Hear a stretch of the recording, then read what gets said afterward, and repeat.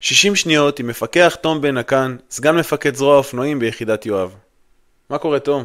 הכל בסדר, מתן, תודה. אתה מוכן? מוכן. מתחילים. למה התגייסת למשטרה? התגייסתי מתוך שליחות, אהבת הארץ ואתגר אישי עצמי. למה דווקא יחידת יואב? יחידת יואב היא יחידה שמשלבת מקצועיות ומשפחתיות כאחד. מה האירוע הכי משמעותי שהיה לך? אירועי 7 באוקטובר והלחימה בתחנת שדרות בפרט.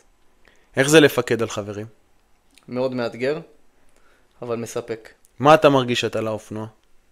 מרגיש חופש, מרגיש הנאה. יש את הפחד להיפצע? תמיד יש את הפחד להיפצע, אבל האהבה לדו גלגלי גוברת על הכל. אופנוע שטח או כביש? חד משמעית שטח. בילוי עם חברים במועדון או רכיבה בסופש? הקהל רכיבה בסופש. איך משלבים עבודה עם חיי משפחה? לומדים לעשות את האיזונים המתאימים ולקבל תמיכה טובה מהבית. איפה אתה רואה את עצמך בעוד 10 שנים? עוד 10 שנים אני רואה את עצמי מפקד זרוע ניוד ביחידת יואב ומפקד על החבר'ה שלי. תודה רבה, תום.